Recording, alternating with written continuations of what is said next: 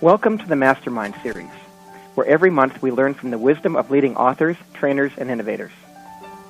This is your host, Andrew Barber Starkey, and this month I'm talking to an expert, indeed a pioneer in the field of mind power. This man was born in Toronto. In 1975, he moved to the West Coast and withdrew to the wooded seclusion of the British Columbia wilderness to spend 3 years in intensive study and contemplation about the inner workings of the human mind. By applying his own observations and insights to the scientific and spiritual sources of the time, he created the first straightforward and successful program for helping people develop their own mind power. In 1978, he began traveling and teaching people the principles he had formulated. And by 1980, the phenomenal success of his speaking tour had grown to encompass the globe. Since then, he has taught and lectured to literally hundreds of thousands of people. He has also authored 4 books, the best known being Mind Power into the 21st Century, which has sold over 500,000 copies and hit the bestseller list in 12 countries. His other books include A Vision of Power and Glory, Money, Success, and You, and its latest, The Practice of Happiness. It's a great honor to have let me first of all start off by just for a minute or two explaining the whole premise behind mind powers and why and how mind powers work. Everything in our physical universe is made up of vibrations of energy. Everything. The telephone that you use is made up of vibrations of energy. The seat that you're sitting on is made up of vibrations of energy. The clothes that you're wearing is made up of vibrations of energy. The walls in your house are made up of vibrations of energy. Everything in the physical universe is made up of vibrations of energy. And our thoughts are also vibrations of energy. Our thoughts are the most dynamic, fluid substance in the entire universe. That thoughts are a vibration of energy separate and independent of our physical universe, and yet it interacts with our physical universe. Now, one of the most amazing things to understand is that any thought that is repeated over and over and over again in your conscious mind will take an imprint into the subconscious. Now, once this imprints into the subconscious mind, it then acts as a tuning fork. It begins vibrating, and it attracts to you the people, the circumstances, the events, the synchronicity that matches the images that you have within. That you have a very real power to influence and direct the things that happen to you working with your thoughts. Now, one of the beautiful things about the subconscious mind as well is that the subconscious mind cannot tell the difference between what is real and what is imagined. So that you can program and imprint into your subconscious anything that you choose. There was a very famous experiment done in one of the large American universities where they took a group of college students and they divided them into 3 separate groups, and they tested them for skill at throwing the basketball at the basket. And then they recorded their scores. And what they did is they had the first group come in to the gym every day for a half hour and practice throwing the ball at the basket. The second group engaged in no practice, and the third group engaged in a very different practice. What they did is they had them come into the gym, just mentally imagine that they're throwing the ball, and mentally imagine that they're scoring, doing it only in their mind. And then after a month, they brought them back and they tested them again. And what they found is that the first group that practiced every day for real showed an over 25% improvement in their score, which you'd expect because they're practicing. The second group, which did no practice, showed no improvement, and again, no surprises there.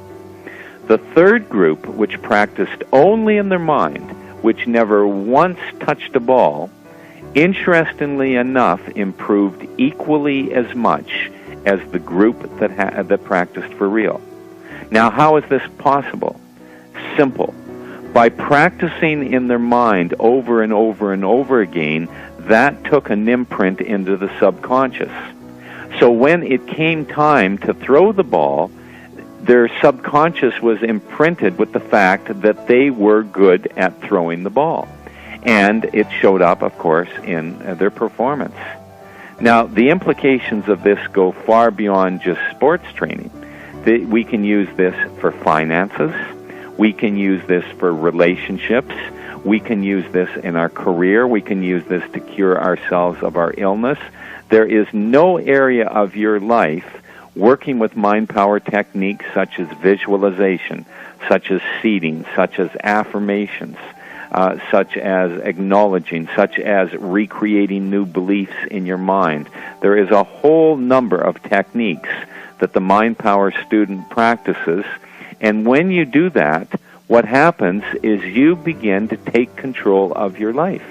That your thoughts are the most incredibly powerful source of nourishment, source of a dynamic abundance that we have in our life, and nobody teaches us how to think. We're taught, be positive, do the best you can.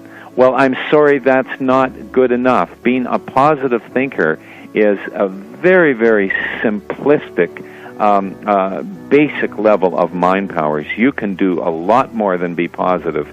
You can start to work with this dynamic, powerful forces that you have in a very, very powerful way. And that's what I teach, and that's what people prosper with. So basically, I think what I read in the book is it says the powers of the mind are governed by laws which can be easily understood by anybody. Exactly. There's nothing too difficult about this. Once you awaken, and it is a real awakening. I mean, I know for myself when I first realized that, my God, my thoughts influence my reality. Not by being positive. I have to re-emphasize this point. People sometimes mistake mind powers for positive thinking. It's not just simply being positive. It's actually using techniques to imprint into your subconscious. That's the key. You want these beliefs, you want these images, not just on a conscious level. That's positive thinking. You want it on a subconscious level. And once it takes on a subconscious level, then you are attracting those things to you. And there is no greater turning point in a person's life to discover that I have personal power, that I am the master of my destiny, and all it takes is maybe 15 minutes a day. 15 minutes a day would transform your life if you're willing to practice it on a regular basis. And if you're practicing the right techniques. Yes, and I might also mention that this can work equally as well against you. Your thoughts can bring sickness. They can keep you in poverty. They can keep you from succeeding at your goals. In fact, that's one of the great tragedies of our day, is that most people are not getting ahead because, number one, they're working too hard. I'm not a big believer in hard work. I know I've done talks sometimes to corporations, and sales managers will be looking on in horror as I'm saying that maybe your problem is you're working too hard. You should never work too hard. You should always work smart, not hard. It has nothing to do with hard work. It has to do with your consciousness.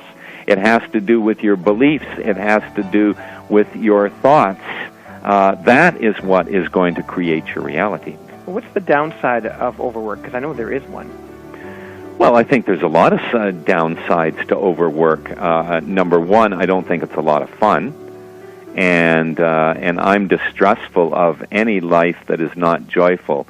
And when I say joyful, it doesn't mean that you're, suddenly going around in ecstasy every moment of every day. But I mean, if you're working these long hours under all kinds of stress, what kind of quality of life is that? I mean, you have to insist that your life has joy and fun in it.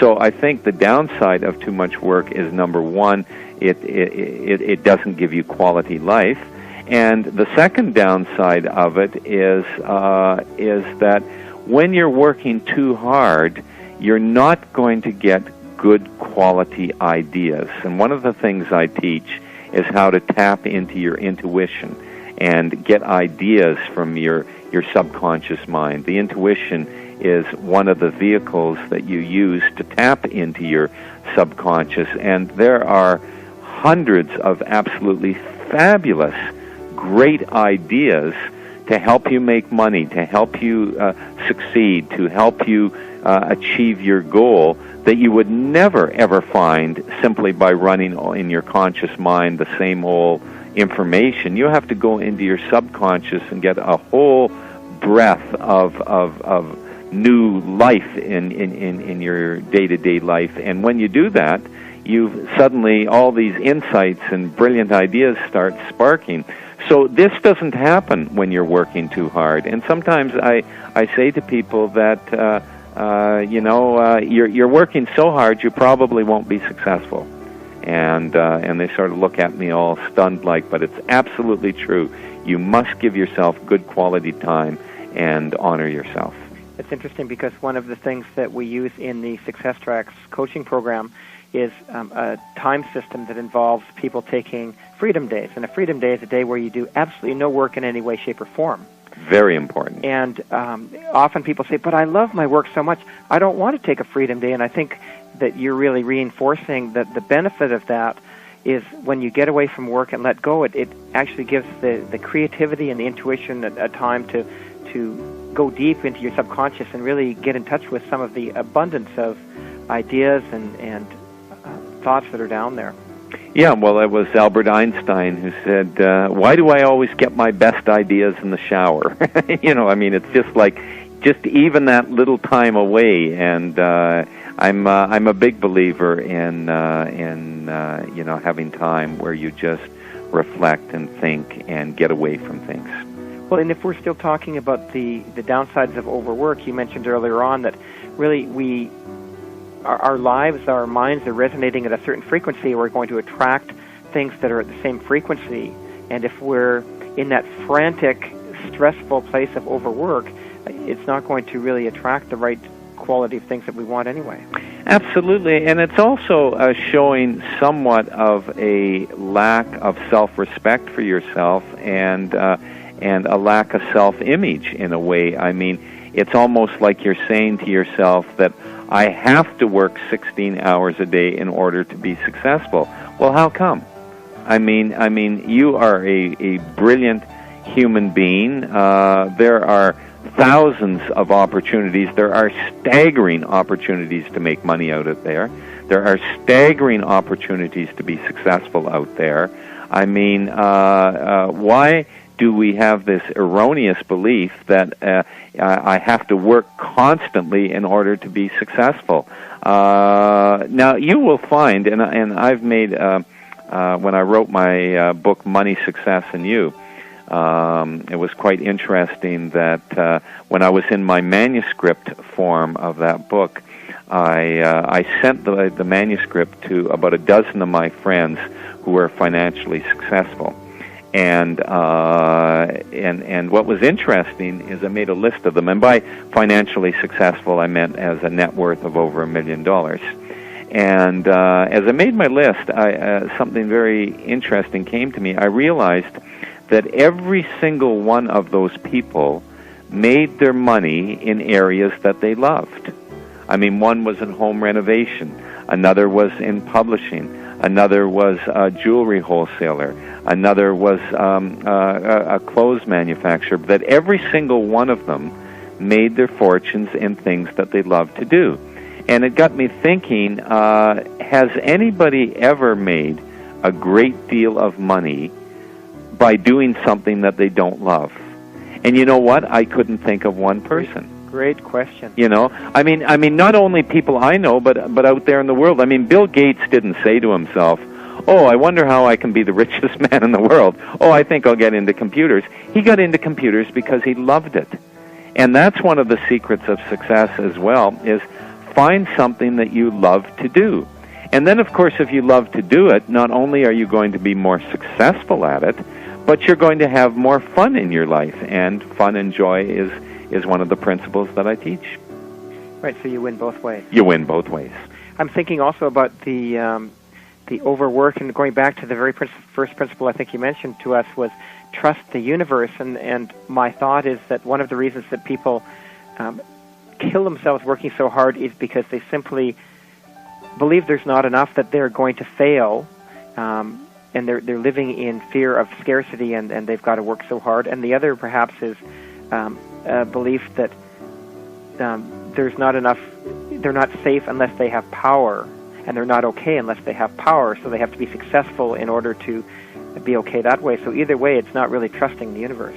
Not at all. I remember one time in one of my seminars, I had someone, and I really like people to clearly define their goals, because it is one of the maxims of Mind Powers, is that you must know what you want before you can get it.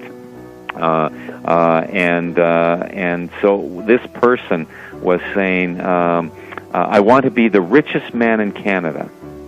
And I thought to myself, okay, well, that's interesting. And I questioned him further, and I said, well, why do you want to be the richest man in Canada? And he said, so I can prove that it can be done. And I just thought, well, what a weak reason to do it. I mean, the beautiful thing about life is that we get to choose whatever goal we want. I mean, isn't that wonderful? The whole free will. Everybody lives their life in a different way. Everyone can have different goals, different objectives, different definitions of success. We get to define it in our own way. But to need to do that just to prove he could do it, I thought was showing actually a little bit of lack of self-confidence in himself.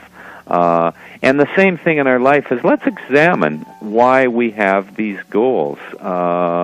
And when you examine them, sometimes you find that your motivations aren't as true as we initially thought they would be. So you don't want to end up, like the old saying goes, to be the man who ends up climbing the ladder of success only to find that it's up against the wrong wall, you know. That's what I think midlife crises are, by the way. It's I think it's a wonderful thing that at the midway point of our life that our psyche should shake us up. I mean, whenever someone's going through a midlife crisis, I always say to them, "How wonderful! Oh, I'm so happy for you." And they always look at me strange, but I am happy for them, because it's a wonderful thing that at the midway point of your life, your psyche should shake you and demand that you look at your life, demand that you look at your values, demand that you look at the choices that you're making. And midlife crises are never enjoyable. I mean, they're always unpleasant, and you go through anguish and turmoil and self-doubt, and you go through all these things. But you come out the other end stronger and a clearer idea of what is important in you. And that's what reevaluation is. And at different stages of our life, either we take time to do that, or life will gift us with a crisis and make us do it. Mm-hmm. So midlife crisis is really an opportunity for us to take a look at the ladder and see which wall it's up against, and whether that's really where we want to keep on climbing to. Absolutely. Right at the beginning of Mind Power, one of the things you say is the first step to changing your life is to pay attention to the flows inside the thoughts inside your head, and then direct them accordingly. Can you talk a little about that? Yes. Every day we're thinking thousands of thoughts, absolutely thousands of them. And when you realize that your thoughts influence, affect, and help to create your reality, then you become very conscious of what you're thinking. And for example, let's take money for an example. Is when you think about money, what exactly do you think about usually when you think about money? Is it that money is difficult to make? That there's no good opportunities out there to make money, that I never seem to have enough money. I mean, if these are the type of thoughts that you generally think, Unfortunately, what's happening is you are imprinting that reality into your subconscious. Just by your day-to-day worrying and concern about money, you are imprinting into your subconscious a scarcity consciousness. And as I said earlier in our discussion, that once things are imprinted in the subconscious then begins to attract the people, the circumstances, the events that match the images that you have within. So you are actually keeping yourself in a spiraling, never-ending experience of frustration on getting ahead financially. And I don't care how many hours a day you work. I don't care how many new jobs you go to. I don't care how many new schemes and ideas you have. If your beliefs about money are limiting, then you are going to not be manifesting money. Now, the opposite is equally true. And this is the beautiful thing about mind powers, and I might repeat myself 2 or 3 times in our interview here, because repetition is one of the key aspects to getting things, is that your subconscious will accept any thought or belief that you continually imprint. And imprinting is one of the techniques that I teach in Mind Powers. If we have time, we'll get into it in this interview. If not, then you can read my books or come do my seminars. 1 hour will pass by like the speed of a bullet when you have a good, interesting interview. So it sounds like a long time, an hour interview, but I'll tell you, it is just going to whiz by like the blinking of an eye. But anyways, you can imprint into your subconscious prosperity beliefs. And even if you don't believe it, and this is another thing, you don't have to consciously believe it. All you have to do is imprint it over and over and over again. And what will happen is day by day, it will begin to take an imprint, and you will change your beliefs about money. As you change your beliefs about money, as you take on prosperity beliefs, then what happens is that begins to attract those situations to you. So if it is money, if money is something that is important, and you do want to manifest and attract money into your life, then you must imprint prosperity consciousness beliefs and not work with scarcity consciousness. So basically, we started by saying you need to pay attention to the flow of thoughts inside your mind. Yes. But it's beyond that. We then need to identify them and examine them and take a look at the ones that are consistent with what we're desiring. And if we're not, if those are not there, then we need to redirect our mind into a new place through the affirmations, through the mind power techniques, whether we believe them at our deepest level or not, we can still change the subconscious mind towards those prosperity beliefs. Absolutely. Well, let's talk a little about the prosperity consciousness. You talk, one of the quotes I made a note of here is, anybody desiring financial independence must first develop a prosperity consciousness. Note, I said develop because it does not happen by chance. And then you go on to explain your 5 steps for building prosperity. Would you be willing to share those with our listeners? Sure. Well, let's start with our first prosperity belief, is that it is an abundant universe. And if you want to create prosperity in your life, then you want to recognize prosperity everywhere. You want to get into your mind on seeing and feeling and sensing and being surrounded with prosperity. For example, you can go down to the center of whatever city that you live in, and you look at the buildings there. Well, somebody owns those buildings. Somebody built those buildings. Somebody's living in the penthouse of those buildings right now.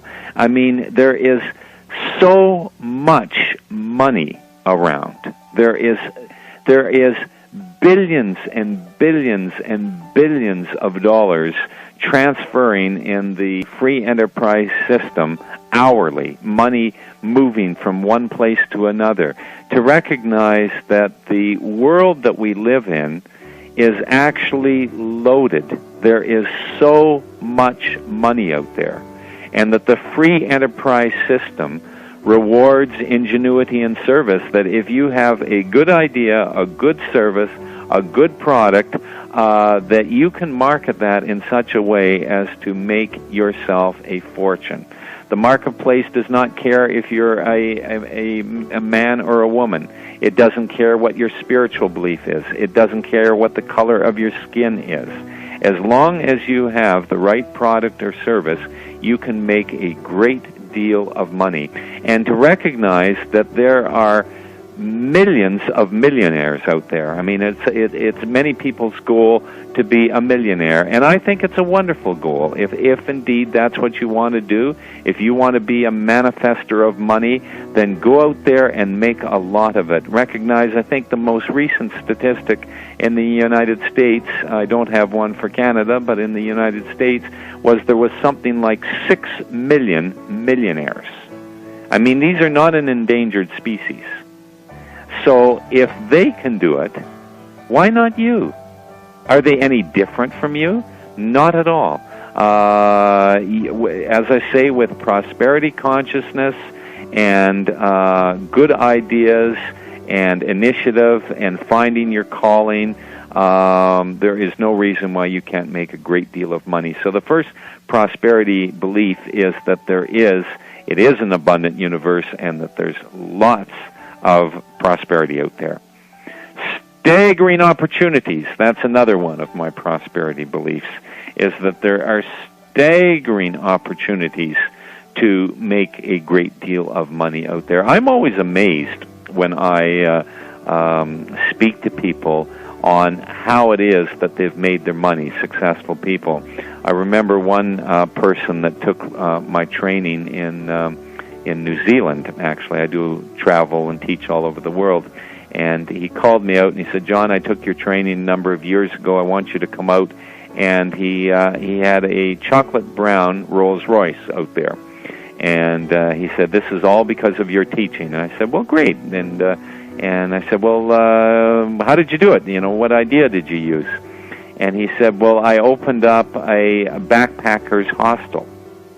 And that led into a string of backpacker hostels, and he's a multimillionaire. Now, who would think that operating a backpacker hostel would produce millions of dollars in profit? But nonetheless, it did. There is so many ways of making money out there, but you got to find something that you feel good about. Well, I was going to say that may take us back to the importance of doing what you love, and knowing that even if you limit yourself, quote, by doing only what you love, there's still a huge number of opportunities to operate and to be successful. Absolutely. Another one of my prosperity beliefs is that it's our duty and responsibility to succeed, and I spoke about that a little bit earlier in our talk here, and I really think that each and every one of us brings to the table a little piece to the puzzle, that each of us has an answer to some solution or problem or difficulty that we have here on this planet, that we're all plugged into the same system, and that we really have to honor what's calling us, because that is what is not only going to make us successful, but that is what is going to be our contribution to our fellow members here in the human race. Mm-hmm. Like when I, for example, honored that calling to leave my business as a rock and roll promoter, I mean, I was making a lot of money. I was having fun with it. I just heard that little call within me to move on. Now, as it turns out, at the time, of course, it was a bit of a traumatic decision. It wasn't like oh yes, I'll just do it. I mean, I weighed up pro and con, had a few sleepless nights over it, and until I, ultimately made the decision. But now, 20 years later, I can look at it and say, well, wow, what a fabulous decision that was, because not only have I been tremendously successful in my new calling with best-selling books and successful seminars and traveling around the world and having a fun, profitable, interesting life. I mean, not only that, but look at the hundreds of thousands of people that I have got to touch and teach on how to work with the powers of their mind. I mean, isn't it great that I did honor that? Because if I hadn't, then a different destiny would have befell me. So by honoring your calling, it's not a selfish thing at all. In fact, it's really an opportunity for the whole world to receive your work. Absolutely. You have to follow your bliss. What is it that makes your heart jump for joy? You will never be successful doing something you don't like. You can make a living doing something you don't like, but you will never be tremendously successful doing something you don't like. Which I guess leads us back to prosperity consciousness. Yep. I want to go back to your explanation of imprinting, because I really did feel quite impacted by the way you said it. What you talked about was, that really resonated for me, was you said when we go to school we learn our times table. Yeah. And 7 6 is 42, and I could remember that at gunpoint and waking up in the middle of the night. Yep. It's truly imprinted in my mind, and you talked about the importance of imprinting the messages that will support us into our subconscious. Could you expand on that a bit? Yes. Well, we've used imprinting twice already in our life, as you mentioned, the multiplication tables. I mean, if I was to say what's 7 times 7, immediately we know it's 49. What's 8 times 10? Well, immediately we know it's 80. Well, how do we know those things? Well, because they've been imprinted countless number of times. 1 times 7 is 7. 2 times 7 is 14. 3 times 7 is 21. It's been imprinted over and over and over again. Yet if I was to say, well, what's 13 times 8? We wouldn't know. And the reason is they only taught us to 12. They felt it was. The thing is, the multiplication table is imprinted into our consciousness. What's 12 times 12? 144. We know that. The same thing with our language. Our language has been imprinted into our consciousness. That's why we can have this interview and we can understand each other's words, because the vocabulary has been imprinted into our consciousness. So those are 2 examples of imprinting that have happened in our life. But the third and the most fascinating and the most challenging and the most interesting imprinting is for us to imprint empowering beliefs into our consciousness. And you do that much the same way as the multiplication table. What you do is you take a belief that you choose to believe. For example, the very first time that I imprinted into my mind was during my time in the cabin.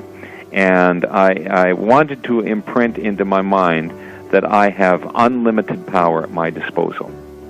So what I would do is every evening before I went to bed, I would take out 5 minutes and I would think about the powers of the mind and about the power of choice and how I can choose my thoughts and how thoughts have power to them, and that by choosing your thoughts you can direct and influence your actions, and you can create vibrations of energy within you that will attract realities to you, and that this is very powerful, and that I have unlimited power at my disposal. So what I would do is I would spend 5 minutes every day contemplating this, thinking about it, affirming to myself that I have unlimited power. Sometimes when I would do it, I would get really excited. It would be like I would come out of my little 5-minute exercise and just feel really empowered, and yes, that's true, and it's great, and it's wonderful. Other times when I would do it, it would be almost like I was lying to myself. Like who are you kidding? You know, you don't have unlimited power. And sometimes it would be like I was fooling myself. Sometimes when I did it, it would be very cold and mechanical. And other times it would be exciting and inspiring. But the key here is I did it every day. I charted myself. I never missed a day. Whether it was exciting to do it, whether it was boring to do it, I did it every day. Mind Powers needs repetition. And somewhere between 60 and 90 days, and that is a very, very key in imprinting, is that it needs time, but somewhere around that 60 to 90 day period, I remember waking up and just waking up with this flaming reality that I have unlimited power at my disposal, and I knew it. I owned it. It was imprinted. And from that point on, I have never, ever doubted it. Much the same as I don't doubt 7 times 7 is 49. I mean, I don't have to go to my calculator and say, is it really 49 or is it 48? I don't have to double check. I know it's 49. I don't have to double check on how much power I have. I know that I have unlimited power at my disposal. So it's simply repetition over and over again for even up to 90 days. Exactly. Repetition is the key with Mind Powers. This is the difference between positive thinking and Mind Powers. Is positive thinking is that think positive and positive things will happen to you. And I've nothing, no bone to pick with positive thinking. I'd certainly much rather you be positive than negative. But Mind Powers is taking it a step beyond that. What it is it's defining very clearly what it is you want, and then through techniques of affirmations, visualizations, imprinting, acknowledging, creating new beliefs, by actually putting these things through repetition so that your subconscious mind begins to pick up on it. And repetition is the key. You don't have to spend a lot of time with Mind Powers. You can, as I said earlier, you can transform your life with as little as 5-10 minutes a day. But you do have to do a little bit of work every day on it. It doesn't happen magically. You have to be giving yourself the right messages. And you do have to be giving yourself the right messages. You talked about acknowledgement, and I know that you absolutely use it as one of the techniques for gaining confidence and energy. Could you give us a little explanation of how that can be part of our daily practice? Yeah, in the acknowledging technique, what I suggest that people do is they make a list of at least 15 or 20 things that make you feel really good and successful about who and what you are now. And the key is now. Too often what happens is that we are always thinking about the goals that we want to achieve, things that we're going to do, things that we're going to be, changes that are going to happen, always out there in the future. And that's fine. I mean, that you have goals. There's nothing wrong with that. But at the same time, what you want to do is you want to create a vibration of success now, and nothing succeeds like success. Success is a vibration, and it attracts more success to it. So what you do is you make a list of at least 15 or 20 things that make you feel really good and successful now. And they can be very simple things, like I'm a good parent, I'm a safe driver, I dress well, I have good ideas, I'm a good friend, I make a great omelet, I know how to close a business deal. Put personal things down, put business things down, just things that make you feel successful about who and what you are now. And what you do, and when I say 15 or 20 things, some people have acknowledging lists that are like 50 things on it. But you can add to it. And what you want to do is you want to spend 5 minutes every day going over this list and feeling really successful about who and what you are now. And that creates a success vibration now. And that success vibration now attracts to it future successes. It's a really simple and yet incredibly powerful technique, because what will happen is if you start your day with this technique, then you start your day in a success vibration. So it's another way of imprinting, really. It's another way. Well, everything, all mind powers really is imprinting. Whether visualization as well. Visualization is really imprinting into your consciousness the exact goal, seeing, feeling, tasting, vibrating, exactly what it is that you want to have happen to you. But one of the keys and one of the tricks with visualization is that you always visualize it as if it's happening now. See, a lot of people make the mistake is they visualize that they're going to achieve it, that they will achieve it, that it's something happening in the future. In the visualization, you want to visualize it as if it's happening now to you. It's a little trick, like, for example, the example I used with the basketball. I mean, they visualize, they imagine that they were throwing the ball, they imagine that it was scoring. The same thing with your visualization is whatever it is that you want to have happen in your life, whatever it is, what you do is you visualize it as if it is already happening now. Now, you don't have to hang on to that all day. That's another mistake people make, is they think they have to hang on to this feeling desperately, every day. I can't ever let a negative or contradictory thought in, I have to defend this at all costs. Not at all. Relax. Take it easy. As long as you're doing it for 5 minutes a day, every day, the subconscious mind will quite naturally pick up on it. Fabulous, fabulous. I'm going to switch books on you now, because I've read also the Practice of Happiness, and it's just such a delightful book. The principles that you put in it, and the way you illustrate them with examples from your own life, and then go on into greater depth of them. It's such an inspiring and easy to read, almost compelling book. I kept saying, well, I'm just going to put it down after this chapter, and then I get to the beginning of the next one, I wouldn't be able to put it down. And that's great. I just absolutely loved your story in there about gratitude, and really how gratitude is a matter of perspective, and the letter you received from your friend, talking about his misfortune and how you suddenly realized that it's all perspective. Yes.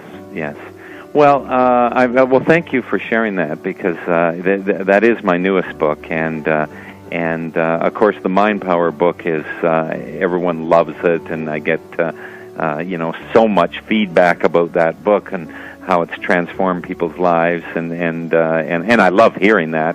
But when you have a new book, then it's really great that to hear the feedback from the new one, and it's just recently been released, but it seems to be touching people deeply and really inspiring people, and that thrills me.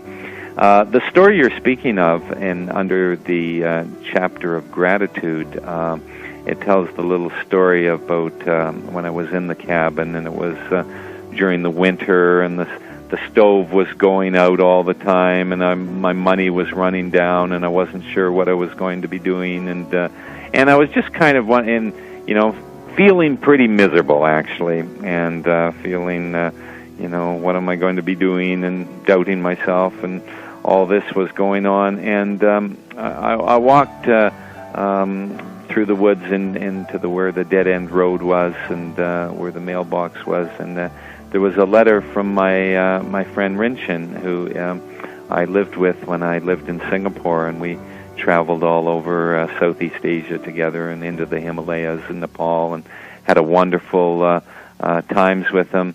And anyways, he lost his leg in this freak accident, and so as I'm walking back to my cabin, I'm just suddenly realizing that here's my real good friend, and he now just has one leg. And here I am in my cabin, and I have my two legs. Like, what right do I have to be miserable? And it was then that I made a list, and that probably started off the acknowledging. I made a list of all the things in my life that I had to be grateful for. And I was amazed that there were so many things that I was to be grateful for. And then that evening, and I lit my by kerosene, and I was lighting my kerosene lamp, and I was by myself, and suddenly that evening, the stars are out, and I'm just so grateful to be alive. And I thought to myself, well, what a change of perspective. Here it was this morning. I was just incredibly miserable, and here it is tonight, and I'm just filled with gratitude, and yet nothing has changed in my life.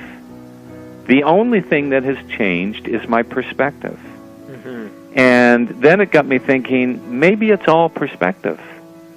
And I made a little point at that point in my life, as I share in the book, to find something every day to give gratitude for, and I very rarely miss a day, and that was 25 years ago. That's fantastic, and we're going to run out of time, but I want to take one more step beyond that if we could do it. I know you were quite a philanthropist, and I'm wondering if you could talk to us just briefly about giving as it relates to receiving, and how giving impacts. Yes, I'm a very, very big on balancing giving and receiving, and I think we're very poor receivers, by the way. I have a whole segment that I teach on receiving and the importance in receiving, but let me talk a little bit about giving. And I believe in tithing, and tithing is giving a percent of what you earn away from yourself.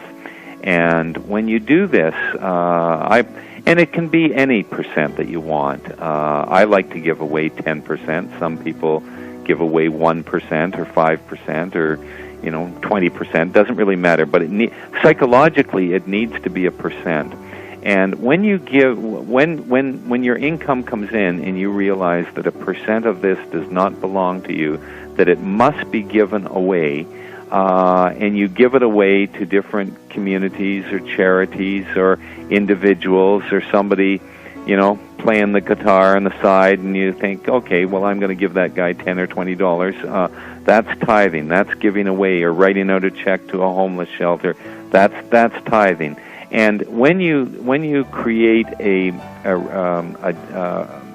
practice of this, then what happens is it's one of the strange and mysterious laws of the universe, is that whatever we give away from ourselves comes back many-fold.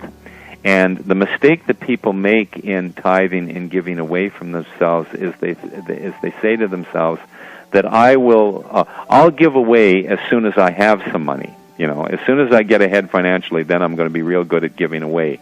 Wrong.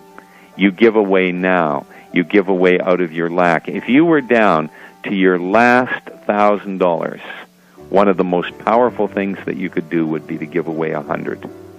Because let's face it, what's the difference between 1,000 and 900? I mean, you're still kind of, not in a very good situation, but psychologically and spiritually, and you would have created an immense amount of personal energy. So I believe in philanthropy, and that's actually one of the wonderful things about being financially successful, is that you get to help a lot of different individuals and organizations, and I believe strongly in that. But you can't wait until you're financially successful. You have to start your program right now with your humble little beginning, whether it's even $50 or $100 a month. Doesn't matter. It can make a huge difference to you and other people. Well, and that brings us wonderfully full circle, because those that have a hard time giving away don't trust the universe. That's right. That's right. So it's a wonderful way to wrap up. John, I know that many of our members are going to be interested in looking further into your work, and I was very excited to hear that you're going to be one of the speakers at Peak Potential's Wealth and Wisdom seminar this fall. So that's one way people can see you and hear your work. But for those that don't want to wait that long, can you tell us about your website and how to get there and what people can find there? Yes, but let me also add, I'm also looking forward to being there at the seminar. We're going to have a fabulous time together, and I love sharing this information. For people that want to know more about my work, you best log on to my website, and that is learnmindpower.com. I mean, if you want to learn about mind power, then come on to learnmindpower.com, and it's all run together. And it's all run together there, and that can let you know about my tours and where I am. And I'm a bit of a gypsy. I go all over the world, so you sort of catch me when you can. Now, people can buy your books directly from the website. They can also get them at most of the bookstores. Yeah, on the website you can get books, tapes, and videos, and my books are readily available at all bookstores. Fabulous.